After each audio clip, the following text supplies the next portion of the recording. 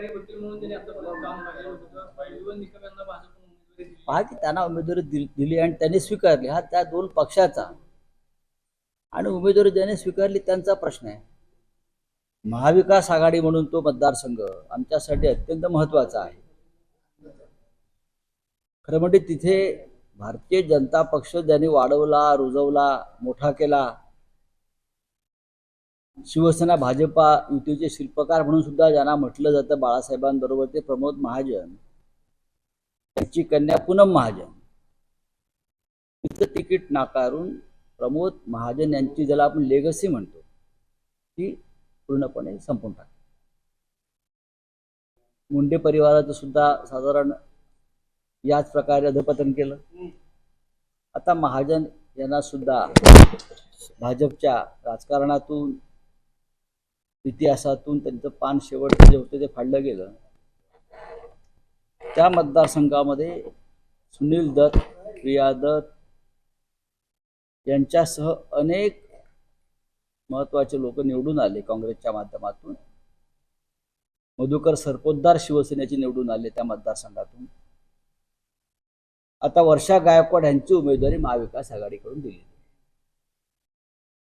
मी खात्रीनं सांगतो, उज्ज्वल निकम हे जरी भाजपचे उमेदवार असले तरी ती जागा महाविकास आघाडीचा उमेदवार 100% जिंकेल.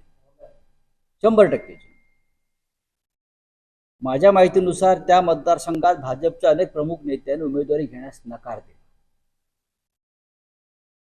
त्या भागात कोण उमेदवारी घ्यायला तयारच नाही. उज्ज्वल निकम यांनी खरं म्हणजे जळगावमधून उमेदवारी घ्यायला पाहिजे होती असं मला वाटतं. हे त्यांचं होम ग्राउंड आहे. पण अर्थात त्यांचा प्रश्न आहे, त्यांनी उमेदवारी स्वीकारली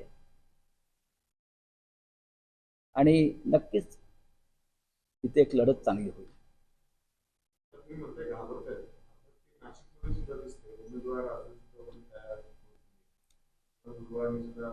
बघा, मुंबईमध्ये 2 ठिकाणी अद्याप उमेदवार जाहीर करू शकले नाही.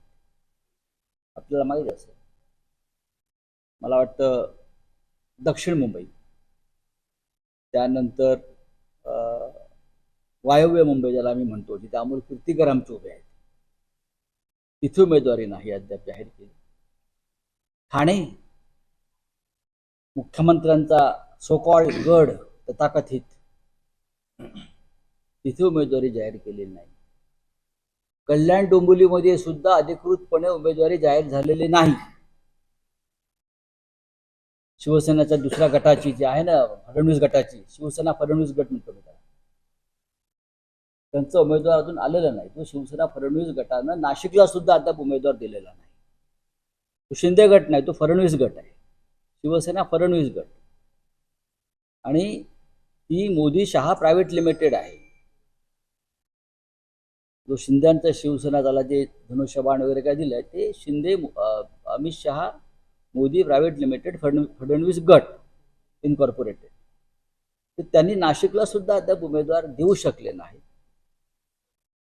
काही ठिकाणी फक्त औपचारिकता म्हणून उमेदवार दिले आहेत. जसं काल उत्तर मध्य मुंबईत सरकारी वकील निकम, ॲडव्होकेट निकम यांना दिली. महाराष्ट्रामध्ये आम्ही 30 आणि 35 याच्यापेक्षा आसपास जागा आम्ही जिंकतो या क्षणी.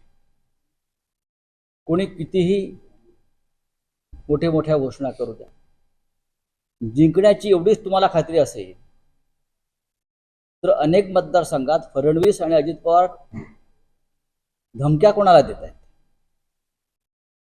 काल सोलापुरात उत्तम जानकरांच्या नावानं धमकी देण्यात आली. युतीचं काम करा नाही ते तुरुंगात टाकू वगैरे धमक्या सुरू आहेत ना. तुम्हाला जिंकण्याची एवढी खात्री आहे ना, एक अकेला सप्पर भारी नरेंद्र मोदी, मग धमक्या कशाला देत आहे? लोकशाही आहे ना, लोकांना ठरवू द्या.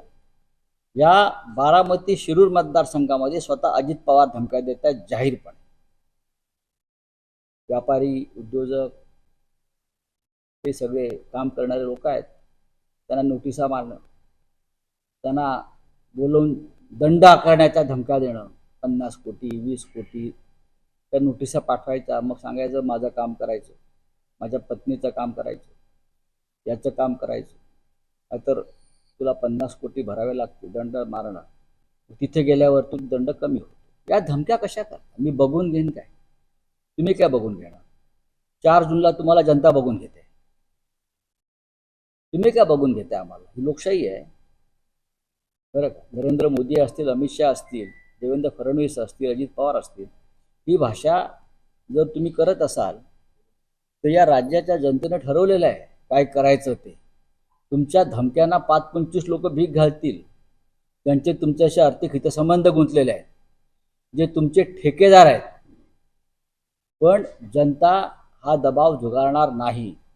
बारामती लोकसभा मतदारसंघात ज्या पद्धतीनं अजित पवार गावागावातल्या लोकांना धमक्या देत आहेत, मला मताधिक्य नाही दिलं तर बघून घेईन, हा काय प्रकार आहे? अनेक वर्ष आपण विधानसभेत आहात, मंत्री आहात, ही भाषा तुम्हाला शोभते का? निवडणूक जर फेअर निवडणूक करायची असेल तर लोकांना निर्णय घेऊ द्या, तुम्ही खरे की माननीय शरद पवार खरे.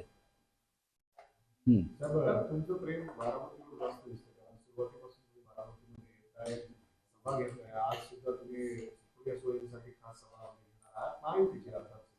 नक्कीच बारामतीची लढाई ही महाराष्ट्राच्या अस्मितेची लढाई, अर्थात 48 जागा आमच्यासाठी महत्वाच्या आहे.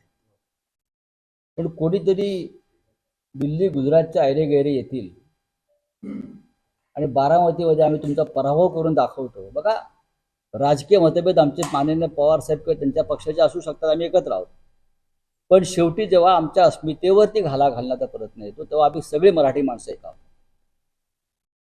आज आम्ही एकत्र आहोत. बारामतीमध्ये शरद पवारांचा पराभव आम्ही करून दाखवला आहे, त्यांना देशाला दाखवायचं असेल तर ते शक्य नाही. आम्ही सगळे माननीय पवार साहेबांच्या बरोबर आहोत. मला वाटतं उद्या किंवा परवा माननीय उद्धव साहेब खडकवासल्याला सभा घेत आहेत. आता आम्ही सासवडला माननीय पवार साहेब आणि मी एकत्र आहोत, सभा घेत आहोत.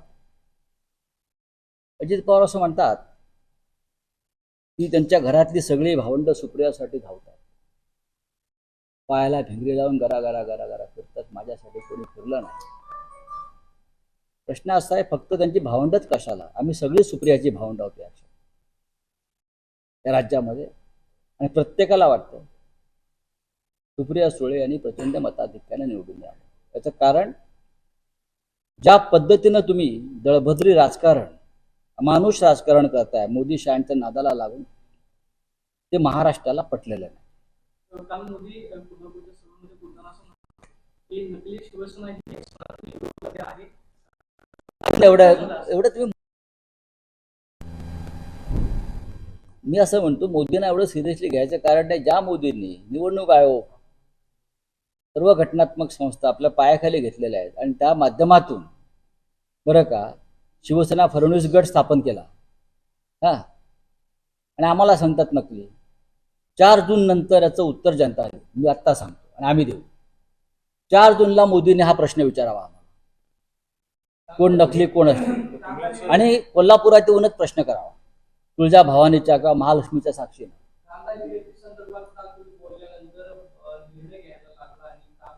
पांढरा कांदा बरं का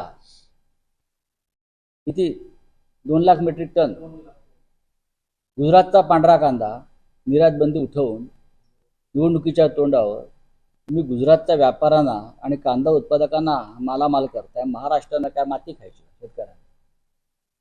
इकडल्या शेतकऱ्यांना कांदा रस्त्यावर फेकायचा, आत्महत्या करायची. आम्ही आवाज उठवला ना, आम्ही सगळ्यांनी आवाज उठवला. मी म्हणत नाही, माननीय उद्धव साहेबांनी उठवला, आम्ही त्या दिवशी त्याच्यावरती प्रश्न उपस्थित केले शरद पवार साहेबांनी. तेव्हा नरेंद्र मोदी आणि त्यांच्या सरकारला जाग आहे. त्यांना माहिती आहे महाराष्ट्र पेटलेलं आहे, जागोजाग तुमच्यावर कांदे फेकून मारले असते. आणि बोला, शरद पवार या सगळ्या उत्तराचं म्हणतात, तुम्ही आता म्हटलं की मोदींनी यंत्रणा पायाखाली घेतल्या. पवार असं म्हणतात की आम्ही लोकशाही मार्गाने लढा उभारू. यावरती बावनकुळेंचं म्हणणं किंवा पवार या सगळ्या यंत्रणांना, स्वायत्त यंत्रणांना प्रेशराईज करण्याचा प्रयत्न करतात. हो, करतोय. तुम्ही काय करताय? तुम्ही बावनकुळ्यांना लोकशाही माहिती आहे का? ज्या बावनकुळ्यांना 2019ला तिकीट नाकारलं त्याने लोकशाहीवर बोलू नये. तुमचे अजित पवार, फडणवीस ज्या पद्धतीनं मतदारांना धमक्या देत आहेत ते लोकशाहीत बसते. ज्या विदर्भातून बावनकुळे येत आहेत, नागपूरसह सर्व जागांवर महाविकास आघाडी चांगल्या प्रकारे विजय प्राप्त करते. गेल्या मी म्हणतो 10-15 मोदींना- दिवसापासून अजित पवार बारामती लोकसभा मतदारसंघात झोपून आहे. काही होणार नाही. कुठेतरी भीती वाटते का त्या- बारामतीत? बारामतीमध्ये तळ ठोका, तंबू ठोका, बरं का, स्वतःला बांधून घ्या, काहीही होणार नाही. काल मी त्यांचं एक विधान ऐकलं, मी लढायला उतरतो तो जिंकण्यासाठीच. 2019ला पार्थ पवार का पडले? 2019ला पार्थ पवारला का विजय करू शकला नाहीत आपण, आपल्या चिरंजीवांना? बघा, हे अजित पवार आहेत, स्वतःची कातडी वाचवणारे नेते आहेत. आपली कातडी वाचवण्यासाठी त्यांनी पक्षांतर केलं आहे आणि आपली कातडी वाचवण्यासाठीच ते शरद पवार, सुप्रिया सुळे यांच्यावरती घाणेरड्या भाषेमध्ये टीका करतात. पक्ष सोडला त्याच्याविषयी आमच्याविषयी काय म्हणणं नाही, पण थोडं तरी मर्यादा आणि भान राखा. ज्या माननीय पवार साहेबांनी तुम्हाला इतकं मोठं केलं आणि आज ज्या शिखरावरती आणून बसवलं आहे, तुम्ही त्यांच्याशी अशा प्रकारची भाषा वापर, जणू काय तुम्ही वरून धग्यातूनच पडलाय आणि सगळं तुम्हीच पवारांना घडवलंय, शरद पवारांना. तेव्हा आता चिरंजीव पडले, आता बारामतीमध्ये त्यांच्या पत्नीच्या पराभवाची प्रक्रिया सुरू झाली. मला सुनेत्रा वहिनी OnePlus सुरक्षा दिलेली आहे कोणाला? शासनाने पार्थ पवारांना. त्यांना खरं म्हणजे Z+ द्यायला पाहिजे. Y+ खूपच कमी आहे. सगळ्यांना, अजित पवारांच्या कुटुंबियांना Z+, CRPF वगैरे या सगळ्या द्या ना, द्या ना सगळ्यांना. कारण ह्यांच्यापासून खरं म्हणजे जनतेला धोका आहे. ज्या प्रकारे त्यांचे वडील पार्थ पवारचे, बरं का, लोकांना धमकावतायत रोज उठून जाहीरपणे आपल्या कॅमेऱ्यासमोर, मी वाढपी आहे, मी देईन कोणाला द्यायचं ते, मी ठरवून कोणाला किती द्यायचं. महाराष्ट्राच्या तिथूनच्या आपण मालक आहात का? ही भाषा 4 जून नंतर वापरून दाखवा. आपण मी वाढपी आहे म्हणे, काल मी ऐकत होतो, मी वाढपी आहे, मी ठरवेन कोणाला किती द्यायचं. शरद पवारांनी तुमच्या हातामध्ये वाढायला दिलं भांड, बरं का, म्हणून तुम्ही वाढपी आहात. आता तुम्हाला पत्रावळी उचल्याची वेळ आली असती. कोणी अजित पवार ते असं नक्कल करतायत, सगळं मी केलं, माझ्याच कामाचं श्रेय सुप्रिया सुळे घेतायत. तुम्ही जे काम केलंय, तुम्हाला हे काम करण्या इतपत सामर्थ्य दिलं कोणी? सुप्रियाच्या वडिलांनीच दिलं ना, आपल्या काकानेच दिलं की. नाहीतर तुम्हाला बारामतीमध्ये दूधच विकावं लागलं असतं आतापर्यंत राजदूत वरून. आणखी एक महत्त्वाचं, तुम्ही म्हणता मोदींना इतकं सिरियसली घेऊ नका. आताच जर आपण मोदींना खरोखर तुम्ही सिरियसली घेऊ नका. आता जर 2 रोज पहिली थोडी, जवळपास 8 ते 9 सभा पश्चिम महाराष्ट्रात मोदींच्या वेगवेगळ्या मुंबईत 7 सभा होत आहेत. देशाच्या प्रधानमंत्र्याला काम नाही आहे, कार्यवाहक असले तरी मुंबईत ते 7 सभा घेणार आहे. 2014 साली मोदींच्या बाबतीत जी लोकभावना होती ती आज राहुल गांधीच्या बाबतीत. एवढंच मला मी सांगतो. राहुल गांधींच्या सभा तुम्ही कव्हर करता. परवाची अमरावतीची सभा पहा, किती लाख लोक तिकडे जमले होते. 2014ला जे प्रेम लोकांनी मोदीला दिलं, नरेंद्र मोदींना दिलं, त्याच भूमिकेत आज राहुल गांधी आहेत. महाराष्ट्रामध्ये, देशामध्ये राहुल गांधींना प्रचंड प्रतिसाद मिळतोय आणि 4 जूनला तुम्हाला सरकार बदललेलं दिसेल. बघा कशा, अहो पार्थ पवार हा विषय आहे का चर्चेच्या देशामध्ये? दुसरे प्रश्न नाही का?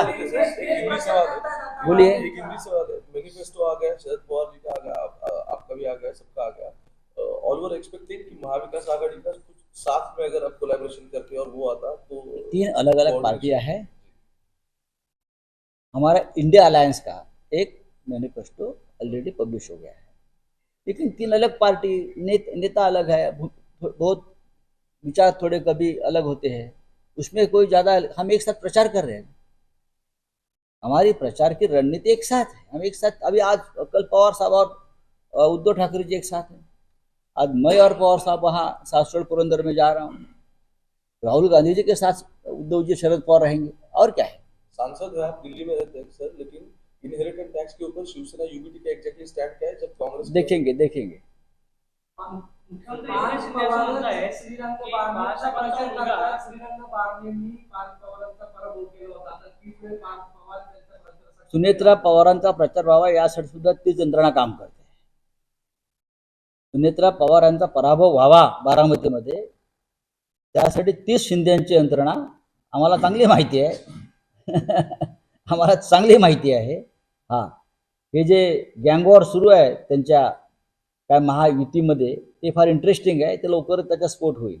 एकनाथ शिंदे काल कोल्हापूरच्या सभेमध्ये बोलताना असं म्हणाले की बाळासाहेबांचा मुलगा आणि त्यांचं संपूर्ण कुटुंब हे पंजाला मतदान करणार आहे. शिवसेनेची 100% काँग्रेस झाले, त्यांचा काटाकीट झाल्याशिवाय राहणार. आम्ही आमच्या ह्याच्यावरती मोदीचे फोटोवर कधी फिरलो नाही. आम्ही कोणाला मतदान द्यायचं आणि कसं द्यायचं या संदर्भात बाळासाहेब ठाकरेने आम्हाला एक दिशा आखून दिलेली आहे. शिवसेनेचा जन्म झाला आणि शिवसेना वाढली तेव्हा एकनाथ शिंदे कुठेच नव्हते. इतिहास असं सांगतो शिवसेनेचा, इंदिरा गांधी संकटात असताना त्यांच्या मागे जे उभे राहिले ठामपणे ते बाळासाहेब ठाकरे. हे एकनाथ शिंदेना माहीत नसेल, थोडा साक्षरतेचा परिणाम आहे, म्हणजे शिक्षणाचा. त्याने वाचावा इतिहास, समजून घ्यावा. इंदिरा गांधी आणि बाळासाहेब ठाकरेंचे संबंध फार जिव्हाळ्याचे होते. इंदिरा गांधींना त्यांनी पूर्ण पाठिंबा दिला होता. इंदिरा गांधींच्या काँग्रेसला यश मिळावं म्हणून त्यांनी एकदा निवडणुका लढल्या नव्हत्या. एकनाथ शिंदेने जरा समजून घ्यावं. काँग्रेस हा या देशातला पक्ष आहे. ज्या मोदींची ते गुलामी आणि दलाली करतायत त्या मोदींचा पक्ष महाराष्ट्र तोडण्यासाठी निघाले. मराठी माणसाच्या स्वाभिमानावर हल्ला करणारा तो पक्ष आहे आणि त्या पक्षाची चाटुगिरी जर राज्याचा मुख्यमंत्री करत असेल तर हा महाराष्ट्रातील सहन करणार नाही. काल देवेंद्र फडणवीस असं म्हणाले की कोल्हापूरमध्ये अहो, त्यांना म्हणू द्या ना. मान गाडीला आणि मत मोदींना. म्हणू द्या ना, म्हणू द्या. छत्रपती शाहू महाराजांचा पराभव करण्यासाठी नरेंद्र मोदी कोल्हापुरात आले याची इतिहासात नोंद राहील. ज्या शाहू फुले आंबेडकरांचा आपण घोष करतो त्यांच्या पराभवासाठी देवेंद्र फडणवीस, नरेंद्र मोदी, अमित शहा येतात, याची नोंद इतिहासात महाराष्ट्राच्या नक्की राहील. चला, धन्यवाद.